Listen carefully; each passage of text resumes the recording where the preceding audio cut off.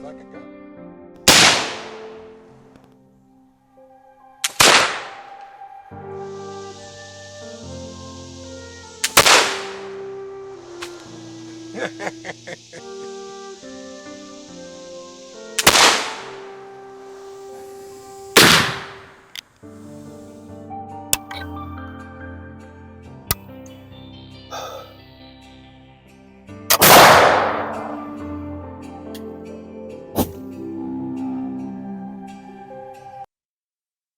Hey, welcome back. Terry here again. Yeah, it looks like my three-part video series has turned into 4 parts. I really thought I was going to be able to get both the ball mill and the slurry method, get them ground and glazed and all that in one 30-minute video. Yeah, like that's going to happen, right? So, oops. Welcome to part 4 of my video series. And today I'm going to be grinding my pucks up and sorting. And yeah, I let those dry out in a food dehydrator overnight, and I set it outside away from the house just because, electricity, heating element, fan, maybe it should be sitting on the kitchen table. Yeah, so it sat out in the backyard on a table. So anyway, I keep saying that like I got a mouse in my pocket or something. I've got everything ready to go, and in fact, I've already ground and sorted the ball mill powder. So now I'm going to do the slurry powder.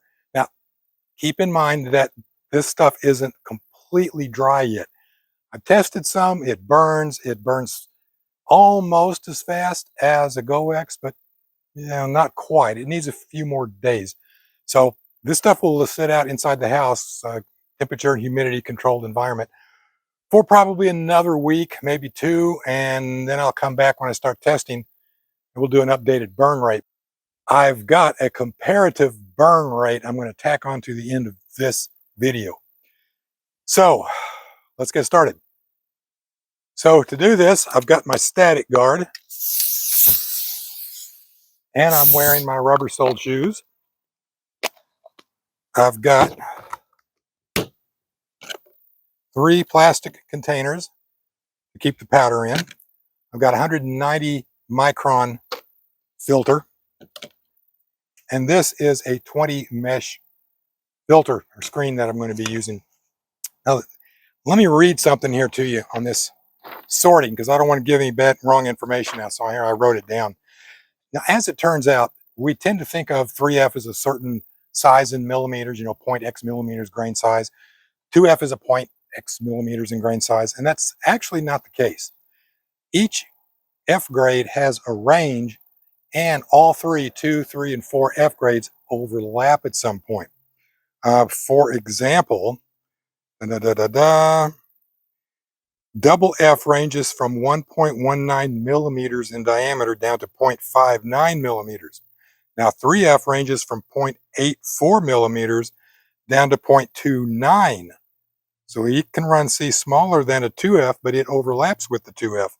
And then a 4F is anywhere between 0.49 millimeters and 0.19 millimeters. So, again, there's a range where the 3 and the 4F overlap. There's a range where the 3 and the 2F overlap.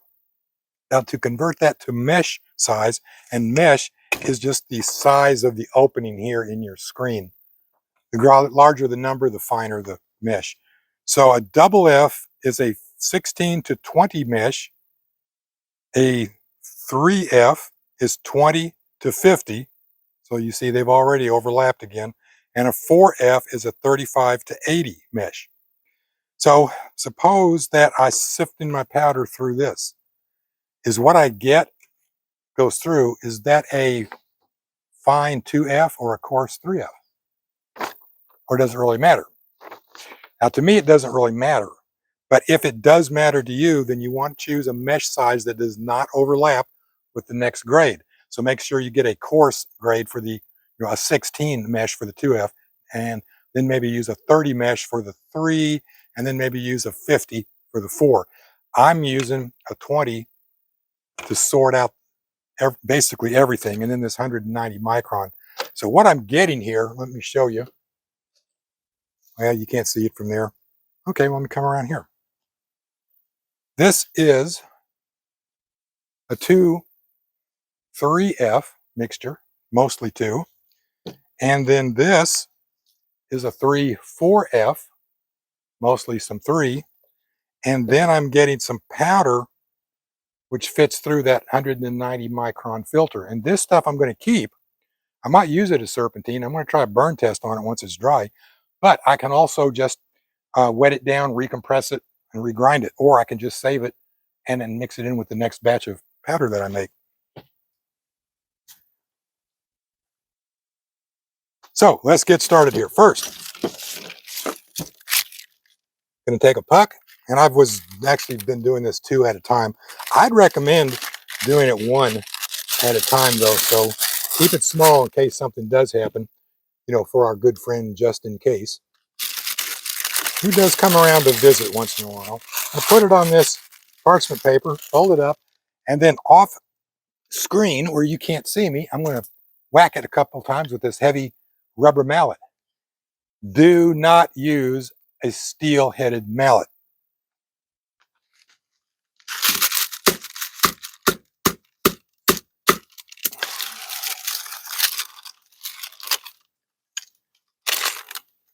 And you can see here that what I've done is I've crunched it up, and there's some powder in there, but most of this is going to be coarser than even a 2F or even a 1F, and will grind up. So now I'm going to pour that into my coffee filter. And here's where you want to be careful so the entire putt doesn't end up in the driveway floor. And you also want to do this outside, remember, just in case, right? You'll show up when you least expect it. Okay, so let me get this going here. Now we're going to clamp this down and grind it up. And if you want a more precise grind, I can get a more expensive grinder. This one costs, I think, $26 on Amazon. I think that's it. Yep, that's all. Take that out. And now I'm going to take my 20 mesh screen.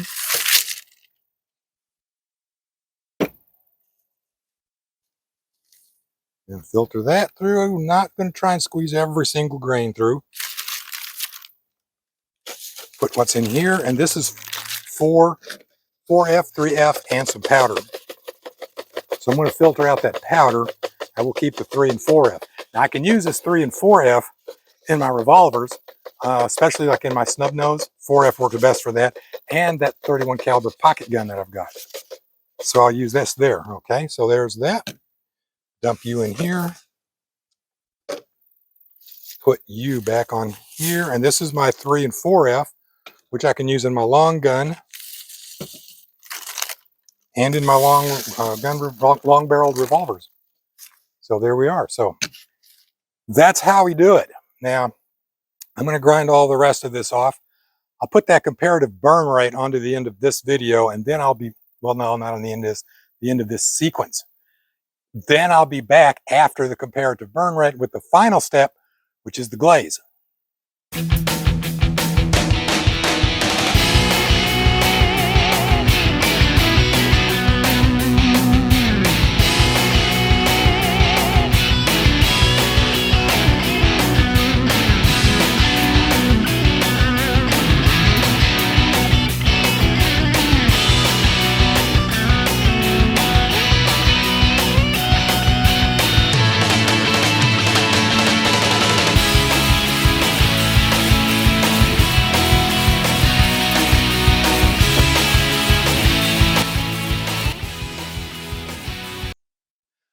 Okay, just very quickly, let me explain something about that burn rate test. I have a little bit of some old corned triple F powder that I had made last year. It's one reason why I was going to make up another batch now. And that's what that corned dry test was, that 0.06 second burn. The wet, now let's talk about that. That's the stuff that I just made, that this video was all about, this video series. I weighed all of the powder that I've made in this test, okay, yesterday. Now remember, I started out with 458 grams total of dry components, right? Well, when I weighed it out, I ended up with 476. So I'm 18 grams heavy. That's moisture still in the black powder. And that's what has affected the burn rate on what I called a corn wet powder, 0.92 seconds. But even then, you can see that it's very close to GoX, which was a 0.77 seconds. And my older stuff that I made last year, 0.06, much faster than GoX. Admittedly, my methods for measuring burn time were not maybe as scientifically correct as some people would do, but you know, I used the time counter in the Premiere Rush software, and that's what I came up with. So the powder that I made in this series goes back into the dehydrator for at least another day. It's almost there. It's almost ready. Not quite. So it's going back in the dehydrator for a day or two. And then when I come back with the next series of videos on testing it, I'll show you the difference in the burn rate between the wet stuff that you saw here and the same powder when it's dry. So now on to the glazing step. Okay, so I'm back and it's time for the glazing step. And this is going to be really easy. I mean, like easy peasy. I'm only going to glaze the 2-3 grade. I'm not going to glaze 3-4 grade. So I'm going to keep these separate. This is the slurry method. So I'll just put that in here. And then I'm going to add just a little bit of graphite. So what is the purpose of the graphite again? Well, it lubricates the grains.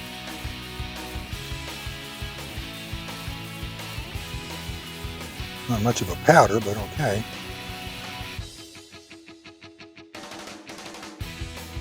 It lubricates the grains so they slide over each other and helps them prevent a buildup of a static electric charge.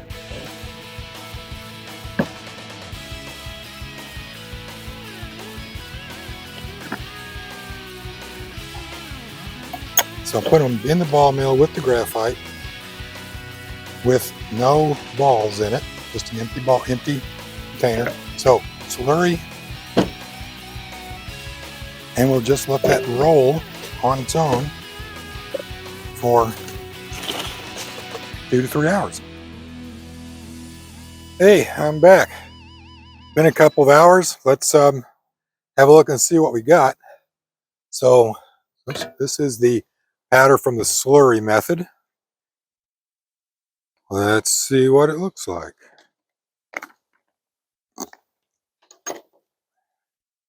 And these have been rolling now for 3 hours.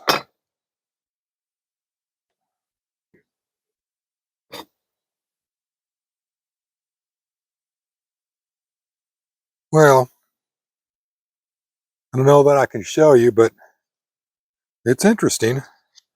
Let's see here. Where's the slurry 3 dust?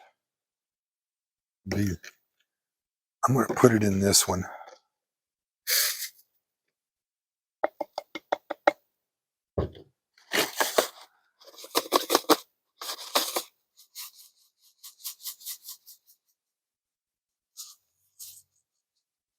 Very little dust, but a little. The grains look, well, let me see if I can show you this. They look better, actually, more uniform, more consistent. Yeah, it just looks like black, doesn't it, on there? Yeah, you really just can't get a good feel for it in the camera.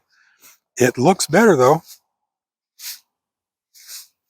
It's more like,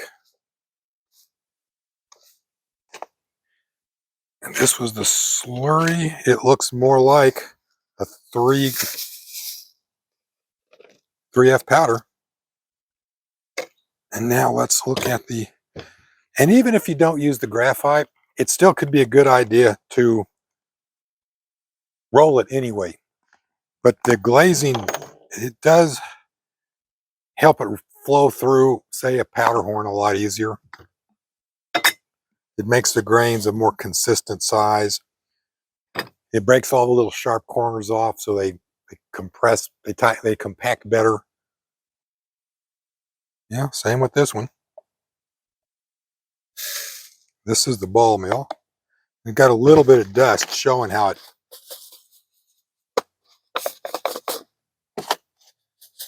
worked and filtered the granule size down. It really... Okay, medium.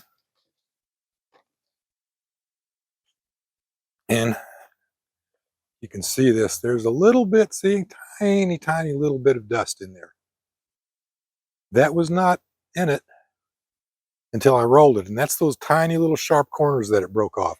I know it doesn't seem like much, but it can have a major effect on how it works, how it burns. Okay, so that's it.